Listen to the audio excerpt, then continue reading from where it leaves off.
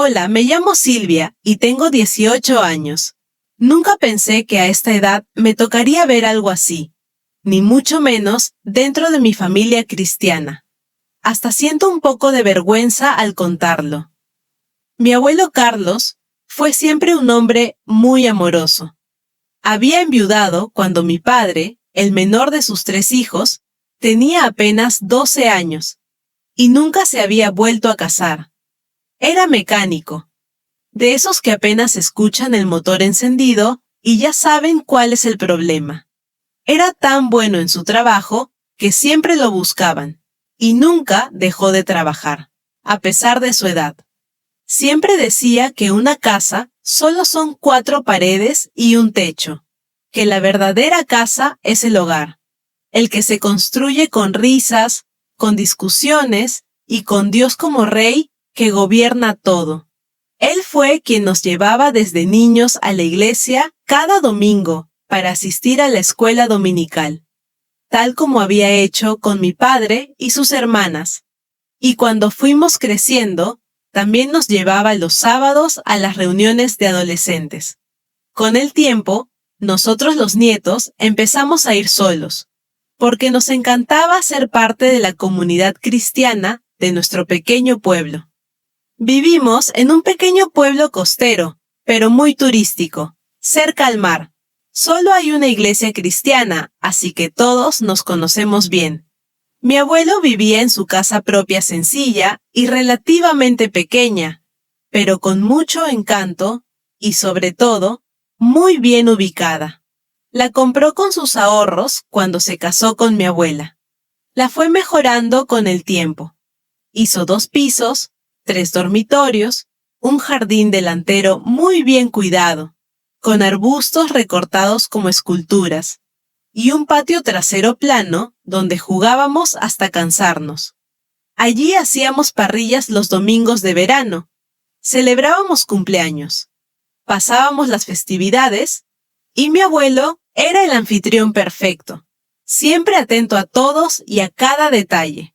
Trabajó desde muy joven y sabía ahorrar. Ayudó a cada uno de sus hijos con la cuota inicial de sus propias casas, todas cerca de la suya, en el mismo pueblo. Por eso nos veíamos casi todos los días. En invierno, solo quedábamos los que vivíamos allí. A veces, parecía una ciudad fantasma, pero cuando se acercaba el verano, el entusiasmo era enorme. Sabíamos que lo que ganáramos en esos meses de verano debía sostenernos el resto del año. Nuestra familia trabajaba muy duro. Mi tía mayor tenía una cafetería pequeña. Hacía unos panes especiales para los días festivos, que todo el pueblo compraba porque eran deliciosos. Mi otra tía era maestra en jardín infantil y en el verano trabajaba en la cafetería, porque se necesitaba más personal. Mi padre era mecánico como mi abuelo. Junto al taller tenía una pequeña ferretería que administraba mi mamá. Aunque era modesta, estaba bien surtida y prácticamente era la única en el pueblo. Y nosotros, los nietos desde pequeños, ayudábamos en la casa y en los negocios de nuestros padres. Teníamos una vida sencilla, sin lujos, pero muy unida, siempre en familia, siempre juntos en la iglesia. En las Navidades, los regalos del abuelo eran muy especiales. Nos ponía en fila a sus 5 nietos y repartía con cuidado. Si regalaba una bicicleta a uno, regalaba lo mismo a todos. Si era ropa, todos recibíamos algo similar. A pesar de nuestras diferentes edades, mi hermano menor de 14 años, una prima de 17, yo de 18 y mis primos mayores de 20 y 22 años, mi abuelo siempre decía que no quería hacer diferencias entre nosotros. Si hay, es para todos, y si hay poco, se comparte. Siempre repetía eso, y reíamos mucho de sus ocurrencias. Les cuento esto para que sepan cómo era mi familia y cuánto cambió cuando murió mi abuelo. Además del dolor tan grande, vinieron días muy tristes. Los nietos íbamos casi todas las tardes a la casa del abuelo. Nos encontrábamos allí. Él falleció al terminar el verano. Con tanto trabajo, nadie se dio cuenta de que se sentía mal.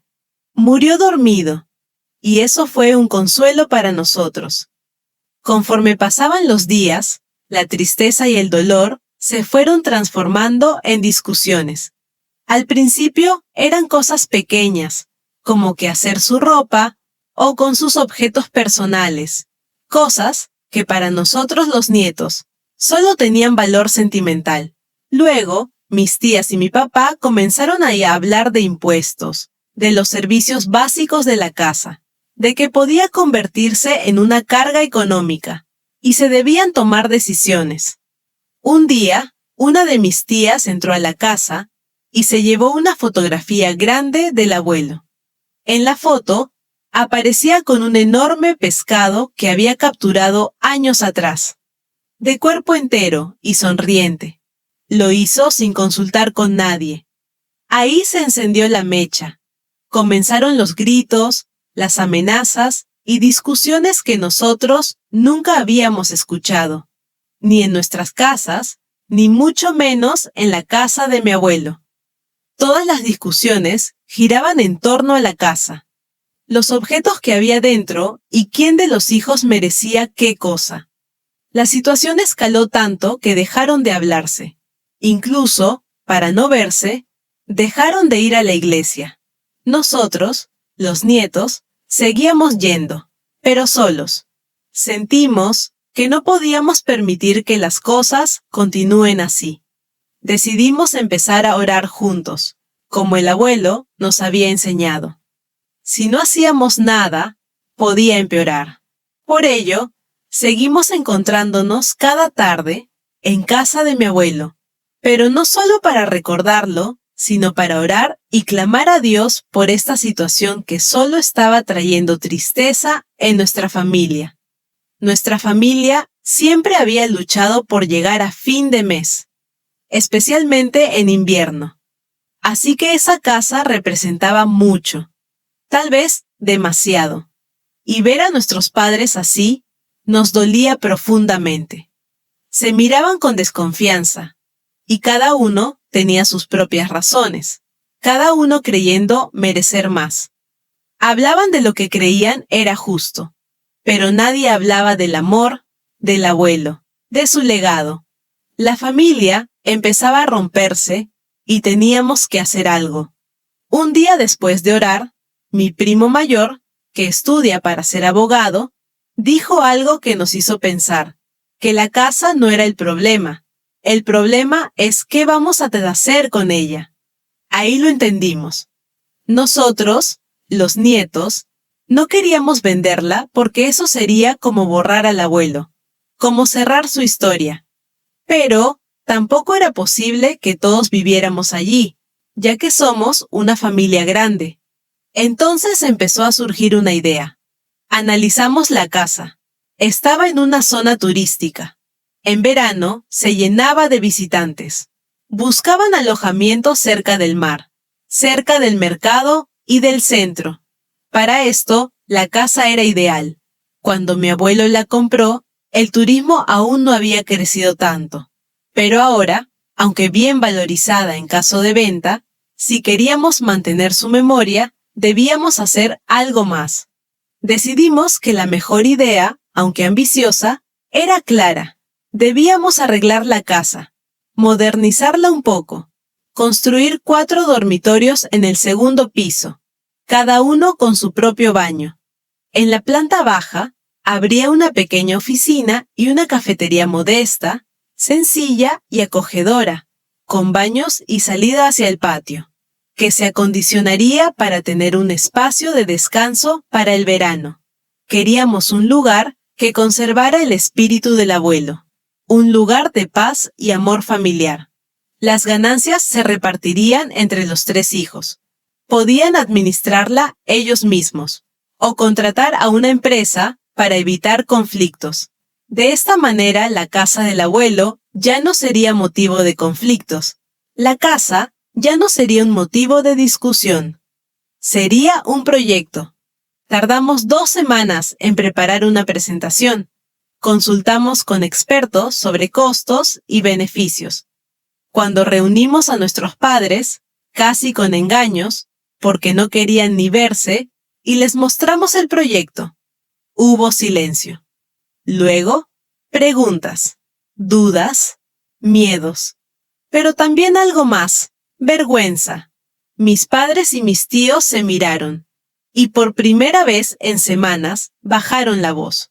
Se dieron cuenta de que habían olvidado algo importante. Nosotros los estábamos mirando, y comprendieron que el legado del abuelo no era la casa, era la familia. Fue un momento especial. Hubo abrazos, llanto y una renovación de la fe. Empezaron a hablar con respeto, a escucharse, a pedirse perdón. Reconocieron errores, reconocieron ambiciones, reconocieron heridas, pero, sobre todo, reconocieron que Dios debe ser el centro de todo, porque, aunque lo sabían, la enemistad los hizo olvidarlo. Y decidieron intentarlo juntos, incluyéndonos en las decisiones. La casa seguía siendo la misma, pero el ambiente ya no lo era. Ahora se podía respirar amor, el verdadero legado. Hoy, un año después de esa conversación, las obras en la casa han comenzado, y el futuro que se viene nos llena de esperanza. Hubo algunos ajustes al proyecto original, pero básicamente sigue siendo la misma idea central, aunque lo más importante es la paz y la alegría que ha regresado a la familia. Una semana antes del inicio de las obras, tuvimos una parrilla en la casa del abuelo, y hablamos de todas las cosas que le gustaban y sus frases más conocidas. Fue como tenerlo presente y honrarlo. Comprendí que las herencias dividen y dejan inconformes a los herederos, sobre todo cuando hay necesidad, pero cuando se actúa con amor en lugar de la desconfianza, la solución puede estar a nuestro alcance.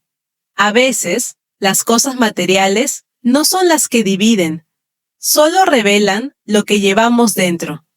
Las inconformidades, las prioridades reales, la falta de empatía. Y si no estamos fortalecidos en Dios, saldrán a flote nuestras debilidades y torpezas espirituales. Mi abuelo tenía razón cuando dijo que las casas guardan historias. Pero esta no solo tenía historia, también decidió darnos una lección, que debemos estar atentos a nuestra vida familiar y espiritual. Porque al menor descuido, las relaciones familiares se pueden tornar complicadas si no recurrimos a Dios en primer lugar, para obtener una solución adecuada. Gracias por escuchar mi historia. Espero te ayude si estás pasando por alguna situación similar. Dios te bendiga. Si te gustó este video, dale like, suscríbete y comparte. Dios te bendiga.